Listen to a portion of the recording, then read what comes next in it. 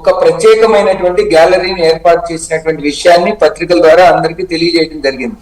ఎందుకంటే అమరావతి ఉద్యమంలో అనేక మంది భాగస్వాములు అయ్యారు. వాళ్ళందరినీ సముచితమైనటువంటి గౌరవం ఇవ్వాలి. మేము ముఖ్యమంత్రి గారికి మనం చెప్పినప్పుడు కూడా ఏదో కొద్ది మంది 30 మందిని మీరు సెలెక్ట్ చేస్తే మిగతా వాళ్ళు ఏదైనా ఎక్కడన్నా కొద్దిగా ఇబ్బంది పడతారండి, దయచేసి మాకు ఒకరికి ఎక్కువ ఒకరికి తక్కువ అటువంటి ఏమొద్దు, దయచేసి అందరినీ కూడా మాకు ఒక గ్యాలరీగా ఏర్పాటు చేయండి, సముచితమైన గౌరవం ఇస్తానని అంటే తప్పనిసరిగా విపివిఐపిఎల్ సరే ఒకటి సుధాకర్ గారు ఒక మాట, ఇంత పెద్ద కార్యక్రమం జరుగుతున్నప్పుడు మమ్మల్ని పిలవలేదు, పిలుపులు ఇది ఇష్యూ కాదు. నిజానికి దీని గురించి పెద్దగా చర్చించాల్సిన అవసరం లేదు. కానీ సరే ఇంటింటికి వెళ్ళి అమ్మా శైలజ గారు రండి, అయ్యా బాలకోటే గారు రండి, అయ్యా బసవయ్య గారు రండి, అయ్యా సుధాకర్ గారు రండి అని బొట్టు పెట్టకపోయినా కనీసం ఒక ఓపెన్ కాల్, మీకోసం సెపరేట్ గ్యాలరీ పెడుతున్నాం మీరు అందరూ రండి అని పెద్ద తరహాలో ఎవరైనా ఒక ఓపెన్ ఇన్విటేషన్ ఒకటి చెబితే బాగుండేది అనే ఫీల్ అందరికి ఉంటుందండి.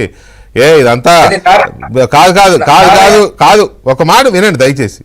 ఎన్నికల్లో జనం ఓట్లేసే ముందు వరకు ఎవరండి ఎవరు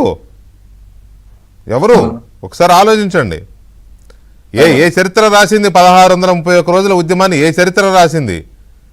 రైతులు కాదా రాసింది? రైతులకు అండగా నిలిచిన వోకల్స్ కాదా? లేకపోతే సామాజిక కార్యకర్తలు కాదా? మాలాంటి వాళ్ళు కాదా రాసింది? ఆ మాత్రం స్పృహ ఉండవసరలా నిర్వాహకులకి? రైట్, ఓకే, అది ఇష్యూ కానీ పెద్దగా కార్యక్రమం జరుగుతున్నప్పుడు దాని ద్వారా మంచి జరగాలనే కోరుకుందాం.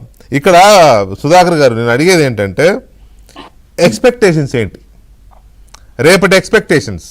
ఫస్ట్ వచ్చారు మోదీ గారు, ఒకసారి మోదీ గారు అప్పుడు ఏం చెప్పారు ఒకసారి విందాం. संसद के परिसर में से माटी लाया हूं और पानी यमुना जी नदी में से लाया हूं। और जब मैंने चंद्रबाबू को दिया तो उनको आश्चर्य हुआ और वो मुझे कह रहे कि बड़ा इमोशनल टच है मेरे मन को।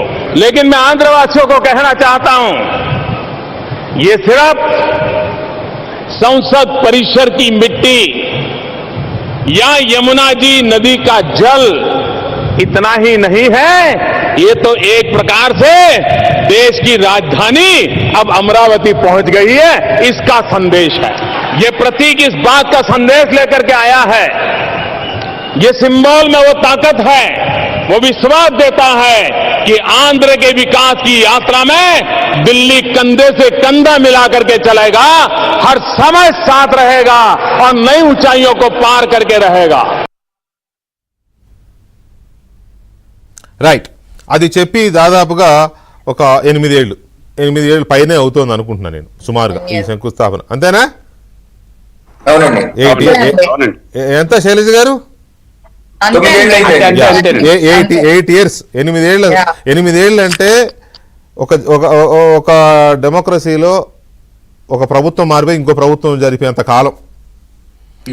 ఆనాడు చెప్పిన మాట ఆయన చెప్పింది చాలా క్లియర్గా చెప్పారు. పార్లమెంటు ప్రాంగణంలోని మట్టిని పవిత్ర యమునా నుంచి నీటిని తీసుకొస్తున్నాను, ఢిల్లీ తలదన్నే రాజధాని, ఆంధ్రప్రదేశ్ వికాసంలో ప్రతి క్షణం మేము ఉంటామని ఆ రోజు చాలా గట్టిగా చెప్పారు. చిత్తశుద్ధితోనే చెప్పారు అనుకుందాం, త్రికరణ శుద్ధితోనే చెప్పారు అనుకుందాం. Right, okay.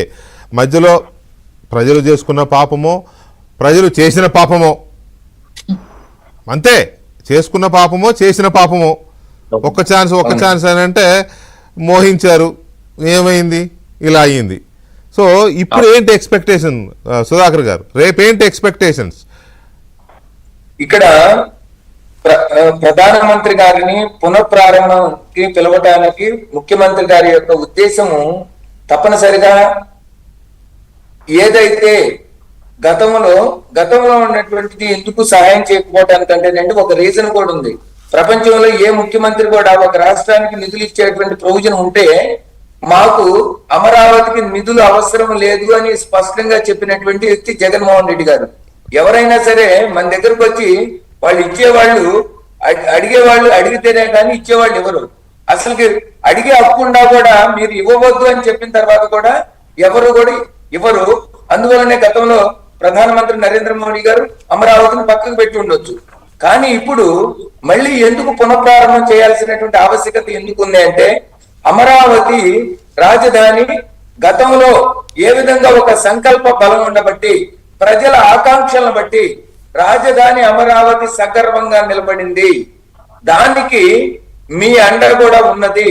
మీ అండ ఉండబట్టే మీరు ఏర్పరిచినటువంటి ప్రపంచ బ్యాంక్ వద్ద నుంచి కానీ, ఏషియన్ డెవలప్మెంట్ బ్యాంక్ వద్ద నుంచి కానీ, అదే విధంగా మీరు సమకూర్చిన 1400 కోట్లు కానీ, మరి ఇప్పుడు 15,000 కోట్లతో పాటుగా కేంద్ర ప్రభుత్వ సంస్థ అయిన అడ్కో నుంచి నిధులు సమకూర్చడంలో కానీ, ఈ విధంగా ఇదే జర్మన్ బ్యాంకు నుంచి ఒక 5,000 కోట్ల రూపాయలు సమకూర్చడంలో కానీ కేంద్ర పాత్ర మరవలేనటువంటిది. అంటే మీరు ఈ విధంగా చేస్తున్నారు కాబట్టి ఒక్కసారి ఈ అమరావతి కార్యక్రమాల్లో మీరు శాంక్షన్ చేసినటువంటి, మీరు సహకరించినటువంటి నిధుల ద్వారా మళ్ళీ కార్యక్రమాలు ప్రారంభిస్తున్నాం. ఆ కార్యక్రమాలు మీరు అన్నట్టు కాదు మీరు చెప్పినట్టు సుధాకర్ గారు, అది సంకల్ప బలమా ముహూర్త బలమో ఏదో ఒక బలమైన బలం. అందువల్లే జగన్మోహన్ రెడ్డి తపస్సు చేసినా దాన్ని ముక్కలు చేయలేకపోయాడు. చాలా చాలా చాలా ప్రయత్నాలు చేశాడు ముక్కలు చేయాలని, కోర్టులని, అవని ఇవని ఎన్ని చేసినా దాన్ని ఇంచు కూడా కదల్చలేకపోయాడు. కాబట్టి దాని సంకల్ప బలం అనుకుందాం, దాని ముహూర్త బలం అనుకుందాం, ఇంకేదైనా ఏ రకమైన ఇది కూడా రైతుల త్యాగఫలం అనుకుందాం. త్యాగఫలమే అనుకుందాం ఏంటి, రైతుల త్యాగఫలమే, ఎలాంటి స్వార్థం లేని రైతుల త్యాగఫలం కాబట్టే దాన్ని జగన్మోహన్ రెడ్డి ఏం చేయలేకపోయారు. అయితే ఇక్కడే అసలు విషయం ఉంది.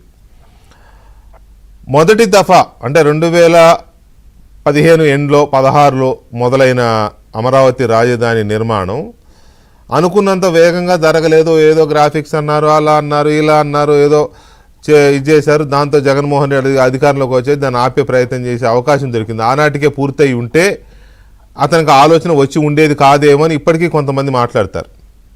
అది ఒక పాయింట్. మరి ఇప్పుడు ఈ 10 నెలల్లో జరగాల్సినంత జరిగిందా, లేదు రేపు మోదీ గారు వచ్చి కొబ్బరికాయ కొట్టినాక జరుగుతుందా అనే చర్చ కూడా లేకపోలేదు. ఇది ఒక పార్ట్. ఇప్పటికీ కొంతమంది అమరావతి బ్రహ్మరావతి అని మాట్లాడుతున్న వాళ్ళు, మొరుగుతున్న వాళ్ళు ఉన్నారు.